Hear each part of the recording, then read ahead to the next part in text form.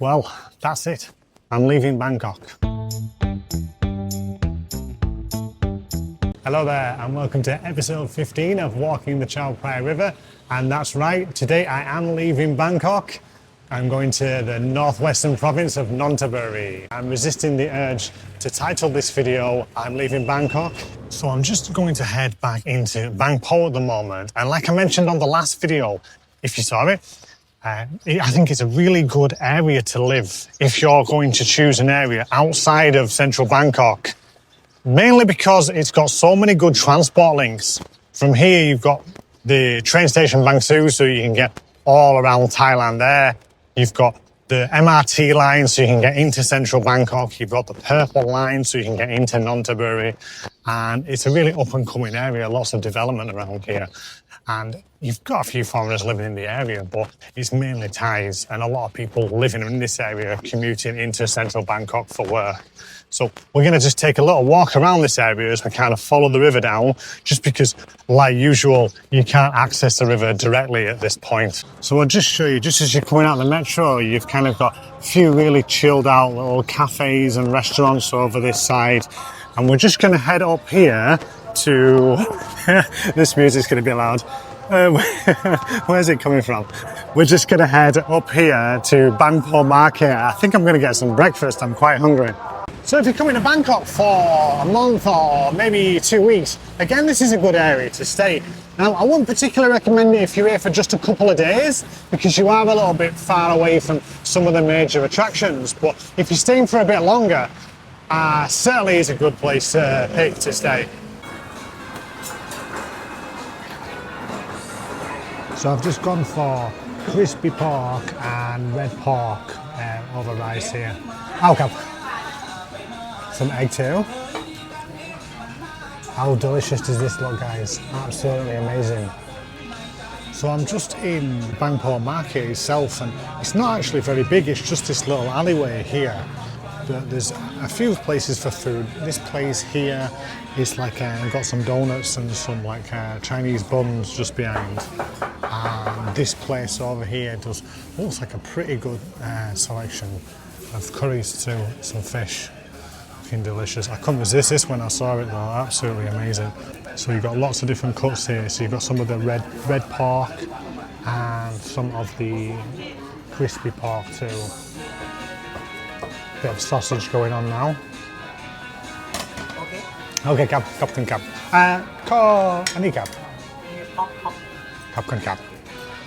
Yeah, I really love this crispy pork. Look how good this looks, guys.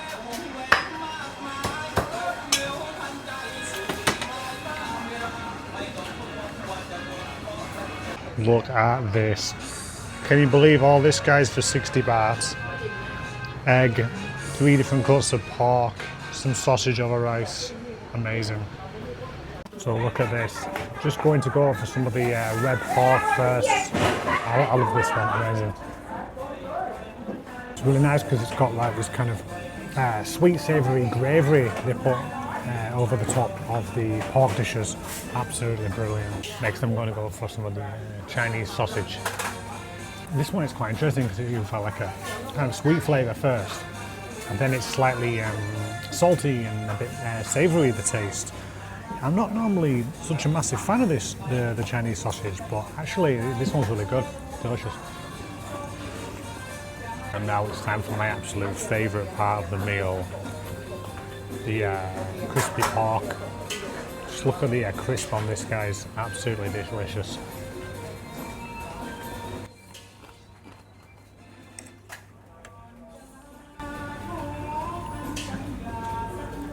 Has to be one of my favourite dishes in Thailand, the crispy pork.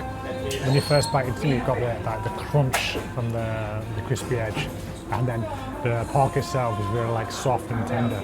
So it's a really nice combination together. I could eat that all day.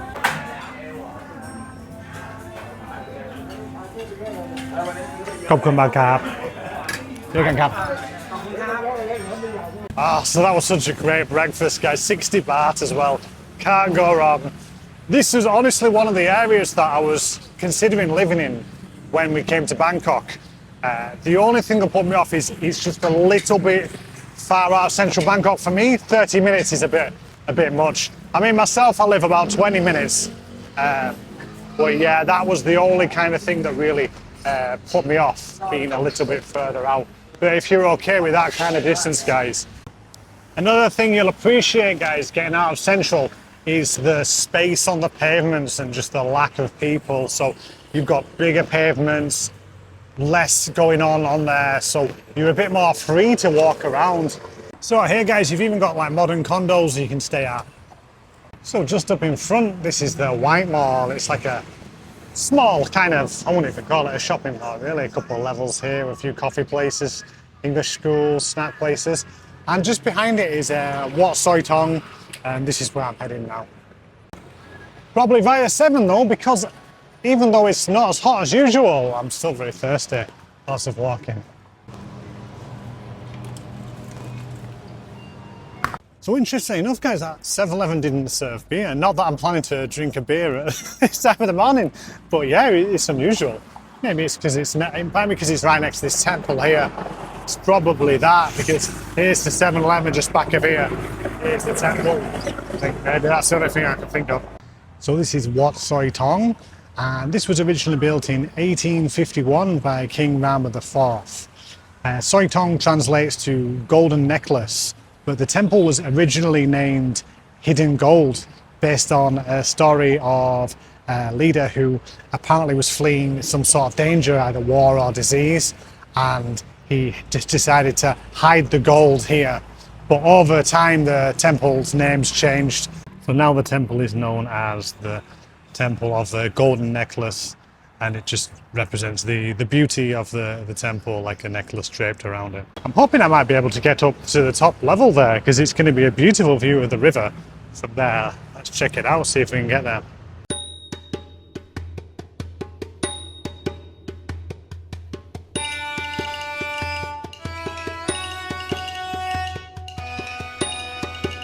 Right at the top now, look at this view here. We just got the MRT behind, crossing over the bridge. Check this out. Absolutely beautiful. Like, you hear a lot of things about Thailand, right? And a lot of people talking about scams, especially nowadays. People talking about scams. But for me, Thailand is such a high-level trust society. Like, I'm literally just wandering around here on my own. There's no one up here, and I'm allowed to come freely walk around here. And look at all this here, all these ornaments, and you know, you're allowed to just come around and walk around on your own in the temples, you know. And sometimes there are people at the bottom, like, people trust you, you know, whereas you know for a fact, like, if this was in most countries, they'd be having things kind of locked away. They're put in separate rooms, and you probably won't even be able to access, or they might have someone on each level. But look at this. I'm the only person in the temple at the moment, and it's like 4 floors. Super. You can actually get here very easily by boat. The orange flag boat stops at a pier just behind, so it's very accessible that way. If you're coming by MRT, you'll probably want to get off at Bang Pho, and then maybe it's like 20 minutes walk, or probably just a few minutes taxi ride up here if you want to come. For me, this definitely would make like the top 5 kind of hidden off the beaten path temples. At some point, I'm definitely going to do a video on this as well. You know, these temples that just get no attention, but are like really cool to visit. So onward we go. So there's this little public park here that I'm trying to access, and it's got the most bizarre bridge I've ever seen. We have a bridge here, and there's no gate. It says it's open 6 till 8. Isn't that the strangest thing you'll ever see? A bridge to nowhere. It looks like it's abandoned, the park. Oh, there's people over there. Let's see if we can find an entrance. So this is Sapan Rama 7 Park. It's called this because this bridge over here is a Rama 7 bridge. This is just leading over the river. You can just see there, that's the river over there. And the reason why I've come here is I'm just looking on Google Maps and I'm trying to find some interesting places. And the most interesting of all I found so far is this one. So right here we have addicts meeting spot. And I'm not sure if someone's put it on for a joke or if someone's, you know, like seriously is for something. Like, I don't want to disrespect, but it's just totally random. So we've got this little part in the middle. It's a bit of a shame because it's quite a nice park, and I just think if it had a bit of TLC, then it would be beautiful. That being said, even in this part of Bangkok, the furthest like northwestern part you can pretty much get is still space for people to run, still parks, so you can still get into green spaces even in this place. There's absolutely tons of paths in this park that, oh, I thought it was going to lead to nowhere, but there's this little gap to get through. I'm struggling getting through there. So this next part of the river is dominated by universities. Over this side here you've got the University of Technology, and here you've got Faculty of Engineering. So there's a couple of massive campuses, and the river's just behind over here. So gonna follow it down. There's like a manufacturing company, I think, after this, and then hopefully get back onto the river there. So here we are. This pillar translates to Bangkok Metropolitan Area, which is the end of the Bangkok Metropolitan Area. It's over here we have Nonthaburi. So here Bangkok and Nonthaburi are separated by the Bang Kang Canal, this one just behind here.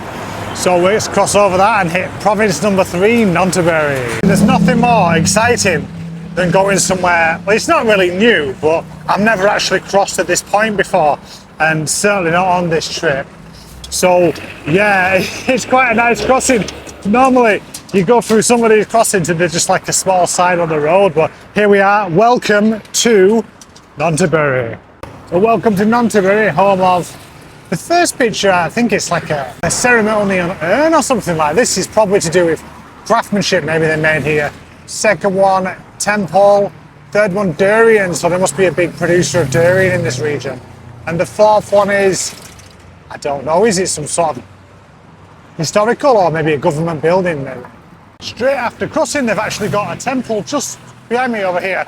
This is called Wat Paknam, and you might know the Wat Paknam, that's the big golden Buddha in Bangkok. But this is Wat Paknam in Nonthaburi. A couple of impressive structures here. Oh, I tell you, if you're into the temples, guys, get out of like central Bangkok and hit some of these ones, because it's so nice to walk around. Even the last one, I'm not such a kind of person who's going to meditate. My brain's working too much, not necessarily productively. But in the last one, I just sat for about 15 minutes and I was just like, well, I need to do this more often, because we're often rushing around and doing loads of things, aren't we? And, you know, we don't really have time to sort of reflect and think about things. And I just did it and I was like, wow, my wife's really good. If we go and do temples and visit temples, she'll happily sit and meditate for a bit, but I can't do it myself. What you'll find along the river is there's quite a lot of piers that are just not functioning anymore. Like, it's been some time since this one's been working. There's another one further up and another one bit on the other side, so every now and again you'll have these. I think they were much more used in the old days, so now they're just kind of a bit of a storage space. You'll see a few people down here, like there's a man just about to go fishing and things like this, so quite nice. And another place to come, like if you're out on a busy day and you kind of want to have a rest, because they've got a bit of like sheltered area behind here in the shade, in the shade. So you can relax down here, take a break when you're doing so much, and you can still see some of the boats are coming down, like they've just got the yellow flag boat. So a lot of the boats still run up and down past here. All the colours except the Chao Phraya Express, which stops a bit further down there at Riverside. But all the yellow, orange, green flag boats, they keep going up further up the river. Oh yeah, and you can just see the mosque over there in the distance. So a little bit further up the road, just behind me here, we have Wat Khema. So this one dates back to the Ayutthaya period, so it's a couple of centuries old, this one. And they have this 30-metre tall white chedi here. Absolutely beautiful. Unfortunately, the sun's just gone in, so I don't know if it looks as nice as it did 5 minutes ago. Like a lot of the temples, they've been refurbished over the years. So this was first patronised by King Rama II and then later it was refurbished by King Rama IV. And at the back of here they've got a pier where you can take I think it's the orange flag boat, and you can get that back to central Bangkok. So you can come out here and visit these with relative ease. It's probably going to take you about an hour and a half maybe on the boat to get up here, but for 16 baht it's a budget traveller's dream. And again, you might be surprised guys, just coming out of the temple here, a huge modern condo right in front. So Nonthaburi, a little bit like Bang Pho that we were in before, and there's a lot of people living out here and then commuting into Bangkok to work. Even from this part of Nonthaburi, you know, if you're close to an MRT station, you can get into central Bangkok in about 45 minutes. So many people do this because obviously the cost of living out here. I'm looking at these here, right? And I'm thinking you're probably gonna pay about maybe 8 to 10,000, I would guess, for one of these for like a studio. Whereas same thing in central Bangkok, you'd be paying like 20,000. So particularly if you're not on a huge salary, it can make a massive difference now. I'm always on the lookout for good night markets. Look at this, Good Vibe Gourmet Night Market. This looks like a really, really good setup actually. I love all these small, you know, chairs and tables. Great drinking area there. Doesn't look massive, but absolutely worth checking out. It's been about 30 stalls probably on an evening setting up there. But yeah, if you like the small night markets, would want this one. So I'm currently on the lookout for some lunch and a well-earned beer, and I think this Terracotta Rice Terrace just behind might be the one. I wanted to get Riverside here, so let's have a look at this. This is really surprising me, this area. It's much more modern than I expected actually, all the way along. There's a lot of like new businesses set up, really cool. It's looking pretty good. Here we go. So I've just decided to sit in this little outdoor bit, and they've got a nice indoor area over there too. But yeah, it's a beautiful little complex this. Let's take a look at the menu. Pretty decent prices, 100, 120 for a coffee. It's not unreasonable for a place like this. Beer, small bottles, killing me there. So I've gone for beer sing, and of course the traditional Thai dish of fish and chips. And for me, like, because I enjoy the street food so much, when I'm coming to these more kind of international style places, I'm rarely ordering Thai food because, for example, on the menu you can get like fish and chips, or you can get like something like just like a massaman curry or something like this. And you know, whereas I know I can get equally good massaman curry on the street somewhere for like 50 baht or 60 baht, you know, fish and chips I'm never going to pay less than like sort of 250. So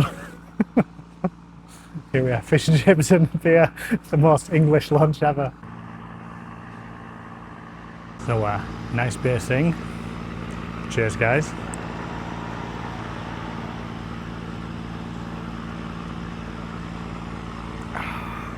Feels so good after a lot of walking there. So here we go guys, fish and chips, got a bit of tartar sauce, ketchup, lemon, looking pretty decent. Let's give the fish a try. Tartar sauce on that. Yeah, it's pretty good actually.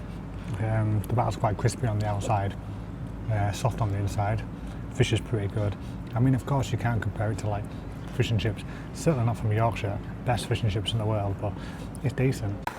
Yeah guys, so that was Terracotta Restaurant. I mean, apart from the tragic misspelling of the word terracotta, I thought it was pretty good. Nice if you want to come for like a Riverside. Prices aren't too unreasonable either. You can get like, sorry, there's lots of construction here at the moment. Prices are pretty reasonable, like between sort of 200 300 for your kind of standard main courses, so in that location it's pretty decent. Now I'm heading back to central Bangkok because I'm filming another video. So thank you for watching today's video guys. If there's any kind of videos you want me to make or any ideas about things you want me to do, feel free to drop them in the comment section below. And thanks again for watching guys. Hope you have a great week. See you next one.